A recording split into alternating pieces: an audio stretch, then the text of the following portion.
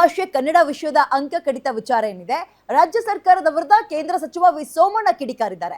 ಸರ್ಕಾರದ ನಿರ್ಧಾರಕ್ಕೆ ಸಾಹಿತಿಗಳಿಂದಲೂ ಕೂಡ ಅಸಮಾಧಾನ ವ್ಯಕ್ತವಾಗ್ತಾ ಇದ್ದು, ಪ್ರಥಮ ಭಾಷೆ ಕನ್ನಡದ ಅಂಕ 125ರಿಂದ 100ಕ್ಕೆ ಇಳಿಕೆ ಮಾಡಿರುವುದು ಸರಿಯಲ್ಲ. ಶಿಕ್ಷಣ ಸಚಿವ ಮಧು ಬಂಗಾರಪ್ಪ ಅವರಿಗೆ ಸೋಮಣ್ಣ ಅವರು ಅಸಮಾಧಾನ ವ್ಯಕ್ತಪಡಿಸಿದ್ದು, ಕನ್ನಡ ವಿರೋಧಿ ನಿರ್ಧಾರ ಇದು, ಹಿಂಪಡಿಬೇಕು ಅಂತ ಒತ್ತಾಯ ಮಾಡ್ತಾ ಇದ್ದಾರೆ. ಕನ್ನಡ ಪರ ಹೋರಾಟಕ್ಕೆ ಒಂದು ಪರಂಪರೆ ಮತ್ತು ಇತಿಹಾಸ ಅನ್ನೋದಿದೆ.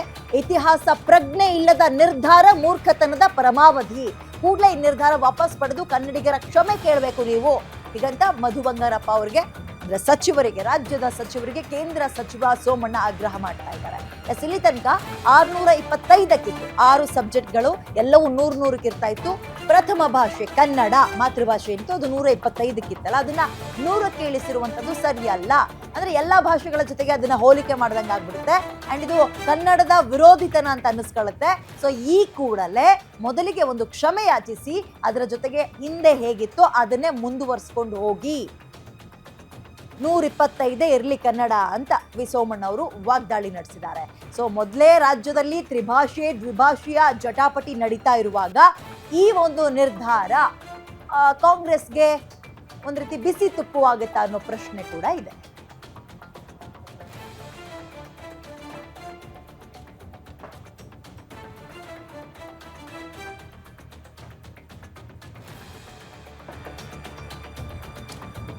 ಮಧು ಬಂಗಾರಪ್ಪಗೆ ಸಾಹಿತಿ ಬರ್ಗೂರು ರಾಮಚಂದ್ರಪ್ಪ ಅವರು ಕೂಡ ಪತ್ರ ಬರೆದಿದ್ದಾರೆ. ಏನಂತ?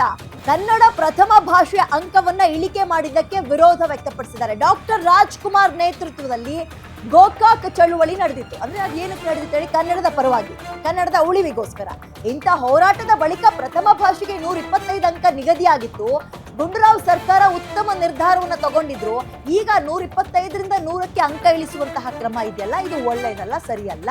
ಸರ್ಕಾರ ಈ ಯೋಚನೆಯನ್ನ ಕೈ ಬಿಡಬೇಕು ಹೀಗಂತ ಸಚಿವ ಮಧು ಬಂಗಾರಪ್ಪ ಅವರಿಗೆ ಪತ್ರವನ್ನ ಬರ್ಗೂರು ರಾಮಚಂದ್ರಪ್ಪ ಅವರು ಬರೆದಿದ್ದಾರೆ. ಎಸ್, ಡಾಕ್ಟರ್ ರಾಜ್ಕುಮಾರ್ ಅಂದ ತಕ್ಷಣ ಈ ಒಂದು ಹೋರಾಟಗಳು ನೆನಪಾದಾಗ ನಮಗೆ ಗೋಕಾಕ್ ಚಳುವಳಿಯೇ ನೆನಪು ಬರೋದು. ಕನ್ನಡದ ಉಳಿವಿಗಾಗಿ, ಕನ್ನಡದ ಅಸ್ಮಿತೆಗಾಗಿ ಅವರು ಯಾವ ಪ್ರಮಾಣದಲ್ಲಿ ಅಷ್ಟು ದೊಡ್ಡ ಮಟ್ಟದ ಹೋರಾಟ ಮಾಡಿದ್ರು, ಅಂಡ್ ಅದಕ್ಕೆ ಯಶಸ್ಸು ಕೂಡ ಸಿಕ್ಕಿತ್ತು. ಈಗಿನ ಯಾವ ಸೆಲೆಬ್ರಿಟಿಗಳನ್ನು ಅವ್ರಿಗೆ ಹೋಲಿಕೆ ಮಾಡಕ್ಕೆ ಆಗಲ್ಲ ಬಿಡಿ ಇಂಥ ವಿಚಾರದಲ್ಲಿ. ಹೋರಾಟ, ಅದರಲ್ಲೂ ಕೂಡ ಕನ್ನಡ ನಾಡು ನುಡಿ ಅಂತ ಬರ್ತಾ ಇದ್ದಂಗೆ ರಾಜ್ಕುಮಾರ್ ಅವರು ಮೊದಲ ಹಂತದಲ್ಲಿ ನಿಂತ್ಕೊಂತ ಇದ್ರು. ಈಗ ಯಾರು ಇಲ್ಲ, ಫೈನ್ ಇರ್ಲಿ ಅದು. ಈಗ ಆಗಿನಿಂದ ಈಗ ಏನು ಗುಂಡೂರಾವ್ ಅವರ ಸರ್ಕಾರ ಆಗ ಒಂದು ನಿರ್ಧಾರ ಮಾಡುತ್ತೆ, ಪ್ರಥಮ ಭಾಷೆ ಕನ್ನಡ ಏನಿತ್ತು ಅದರ ಅಂಕವನ್ನ 100ರಿಂದ 125ಕ್ಕೆ ಹೆಚ್ಚಿಗೆ ಮಾಡ್ತಾರೆ. ಅದು ಒಂದು ರೀತಿ ವಿದ್ಯಾರ್ಥಿಗಳಿಗೂ ಅನುಕೂಲ, ಕನ್ನಡಕ್ಕೂ ಕೂಡ ನಾವು ಹೆಚ್ಚಿನ ಮಾನ್ಯತೆ ಕೊಟ್ಟಂಗಾಗುತ್ತೆ. ಅದನ್ನ ಈಗ ಕಡಿಮೆ ಮಾಡ್ತೀವಿ ಅಂತಿರೋದು ಯಾವ ಆಧಾರದ ಮೇಲೆ, ಏನ್ ಅಳತೆ, ಯಾಕೆ ಈ ಮಾಪನ, ಇದನ್ನ ಕೈ ಬಿಡ್ರಿ ಅಂತ ಮೋರ್ ಡೀಟೇಲ್ಸ್ ನನ್ನ ಕಲಿಗ್ ದುರ್ಗೇಶ್ ನೀಡ್ತಾರೆ. ದುರ್ಗೇಶ್, ಓಕೆ, ಈ ಪತ್ರಕ್ಕೆ ಸಂಬಂಧಪಟ್ಟಂತೆ ಮಿನಿಸ್ಟರ್ ಕಡೆಯಿಂದ ಏನಾದ್ರೂ ರೆಸ್ಪಾನ್ಸ್ ಸಿಕ್ಕಿದ್ಯಾ?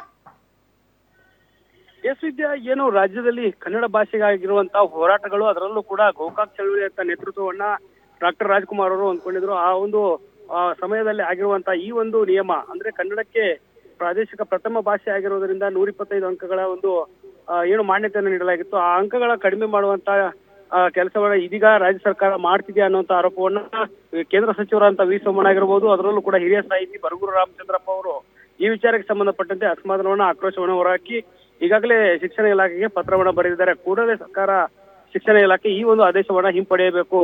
ಇದೊಂದು ಮೂರ್ಖತನದ ಪರಮಾವಧಿಯ ಒಂದು ಏನು ಆದೇಶ ಆಗಿದೆ, ನಿರ್ಧಾರ ಆಗಿದೆ. ಇದನ್ನ ಕೂಡಲೇ ಹಿಂಪಡಿಬೇಕು ಅನ್ನುವಂತ ಒತ್ತಾಯವನ್ನ ಮಾಡಿದ್ದಾರೆ. ಆದ್ರೆ ಇಲ್ಲಿ ರಾಜ್ಯದಲ್ಲಿರುವಂತಹ ಪ್ರಥಮ ಭಾಷೆಗಳ 9 ಭಾಷೆಗಳಿಗೂ ಕೂಡ ಸೇರಿ, ಕನ್ನಡ ಸೇರಿದಂತೆ ಈ ಒಂದು 125 ಅಂಕದಿಂದ 100ಕ್ಕೆ ಇಳಿಸುವಂತ ಕೆಲಸವನ್ನ ಈಗಾಗಲೇ ಒಂದು ಸರ್ಕಾರ ನಿರ್ಧಾರ ಮಾಡಿದೆ ಅನ್ನುವಂತ ಮಾತುಗಳು ಕೇಳಿ ಬರ್ತಾ ಇರೋದ್ರಿಂದ ಈ ಒಂದು ಕನ್ನಡ ವಿಚಾರದಲ್ಲಿ, ಈ ಒಂದು ಕನ್ನಡಕ್ಕಾಗಿರುವಂತಹ ಹೋರಾಟದ ಇತಿಹಾಸವನ್ನ ತಿಳಿದುಕೊಂಡು ಕನ್ನಡದ ಪರಂಪರೆಯನ್ನ ಅರಿತುಕೊಂಡು ಸರ್ಕಾರ ಕೂಡಲೇ ಈ ಒಂದು ನಿರ್ಧಾರದಿಂದ ಹಿಂಪಡಬೇಕು ಅನ್ನುವಂತ ಒತ್ತಾಯವನ್ನ ಬಿಜೆಪಿ ಮತ್ತು ಹಿರಿಯ ಸಾಹಿತಿಗಳು ಮಾಡ್ತಿರುವಂತದ್ದು.